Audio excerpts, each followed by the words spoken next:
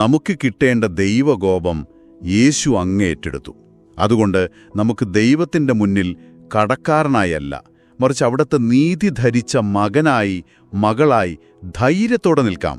ശരിക്കും ഇത് നമ്മുടെ ചിന്തകളെ തന്നെ മാറ്റേണ്ട ഒരു സത്യമാണ്. പലപ്പോഴും നമ്മൾ പഴയ കുറ്റബോധങ്ങളിലും ലജ്ജയിലുമൊക്കെ കുടുങ്ങിക്കിടക്കും. ശരിയാണ്. പക്ഷേ പൗലോസ് പറയുകയാണ്, അതൊക്കെ കഴിഞ്ഞു. ക്രിസ്തുവിൽ നിങ്ങൾ പുതിയ സൃഷ്ടിയാണ്.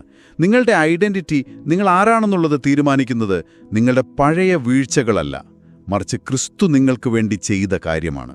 അതുകൊണ്ട് നിങ്ങൾക്ക് വല്ലായ്മ തോന്നുമ്പോൾ, അല്ലെങ്കിൽ പഴയ കാര്യങ്ങൾ ഓർത്ത് സാത്താൻ നിങ്ങളെ കുറ്റപ്പെടുത്താൻ ശ്രമിക്കുമ്പോൾ, റോമക്കാർ 8:1 നിങ്ങളുടെ കവചമാണ്.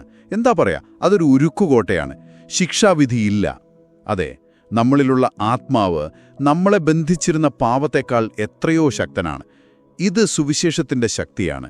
ഇതൊരു വെറും തോന്നലല്ല, നിത്യമായ യാഥാർത്ഥ്യമാണ്.